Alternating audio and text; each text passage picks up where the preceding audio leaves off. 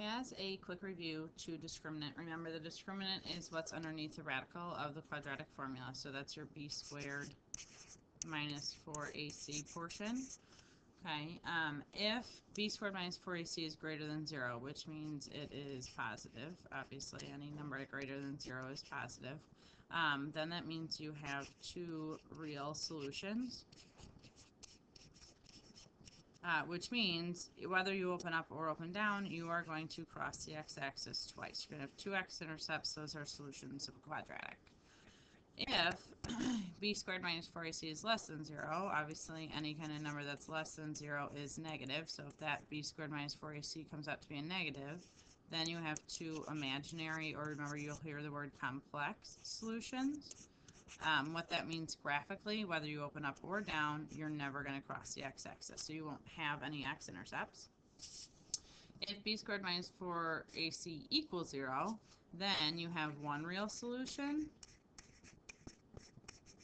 So that means your vertex, again, whether you open up or down, it doesn't matter. That is when your vertex and your x-intercepts are the same point. So your vertex and x-intercepts are the same. Okay.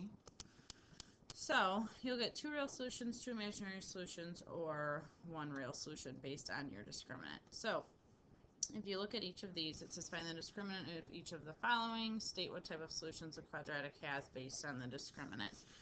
So for b squared minus 4ac here, I will have 3 squared minus 4 times a times c. Okay, be careful how you put that in your calculator just because you don't want it to make a mistake for you. Watch your parentheses, watch your signs, all that. You end up with 49. So since you get a positive, that means you have two real solutions. You would have two x-intercepts that are on your graph. For the second one, in this case my b value is -1, so -1 squared minus 4 times -0.4, and then c is 0 here. You don't have a c value.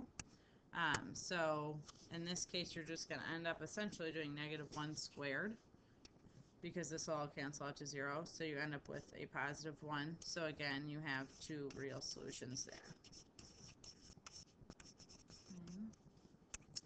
For the third one, make sure one side is equal to 0. It's doing the discriminant is part of solving a quadratic. Obviously, if you're going to solve a quadratic, one side has to be 0. So you're going to end up with 3x squared minus 2x plus 5 when you move everything to one side. So then your discriminant is going to be -2 squared minus 4 times 3 times 5. So again, watch how you put that in your calculator, and you are going to get 4 minus 4 times 3 times 5, so you end up at -56. So because your discriminant is negative, you would have two imaginary solutions, or complex, again interchangeable, which means that you will never cross the x-axis. And for the very last one, you got to move the 6x over, so 9x squared minus 6x minus, plus 1, that stays on the same side, equals 0. So you end up with -6 squared minus 4 times 9 times 1, so 36 minus 36, you end up with 0. Maybe. So because you get 0, that means you have one real solution, and that's where your vertex and x-intercepts are the same thing. So down here it says find for each of the following, find the discriminant, determine the types of solutions you should get based on the discriminant, and then you're going to solve the quadratic to verify your determination from the discriminant. So in this case for number 5, my discriminant, I don't have a b term here, I have no x term, so I'm going to have 0 squared minus 4 times -3 times 12. So you end up with a positive 144 when you calculate that. So that tells me that my types of solutions are then going to be two real solutions. So when you solve this, if you don't get two real solutions, something went wrong somewhere. So in this case, in order to solve, if we have -3x squared plus 12 equals 0, I'm going to solve using square roots since I just have that x squared term. So I'm going to bring my 12 over and get negative 3x squared equals negative 12. I'm going to divide both sides by 3 and get x squared equals 4. We square root both sides and we get x equals plus or minus 2, which is good. I should have gotten 2 real solutions, which I did, positive 2 and negative 2. So it doesn't say to do this, but graphically, if we were to think about this, we're at positive 2 and negative 2, so we have an x-intercept and an x-intercept. This graph opens down since my a value is negative, so we would have something like that. That is graphically what that would look like. Okay. On the back, we have 2 more. So my discriminant here is going to be 6 squared minus 4 times negative 1 times negative 13. Okay, so if you calculate that, you end up with negative 16. Okay, so negative 16 means that I should get 2 imaginary solutions. And now we're going to solve this in order to find out what those 2 imaginary solutions are. I'm going to do this by completing the square. So I'm going to do a couple things. I'm going to move my 13 over, right? You got to get that C over to the other side. Then I'm going to factor out that negative and have x squared minus 6x plus a blank equals 13 plus a blank. So we end up with negative 6 divided by 2 is negative 3. Negative 3 squared is 9. We didn't just add 9. We added 9 times negative 1. So that's negative 9. So we end up with negative x minus 3 squared equals 4. Okay. And so then don't lose that negative out there. You have to divide both sides by it. So we end up with x minus 3 squared equals negative 4. When I square root both sides, I get x minus 3 equals plus or minus from the square rooting both sides, 2 from the 4, I from the negative. So x equals 3 plus or minus 2i.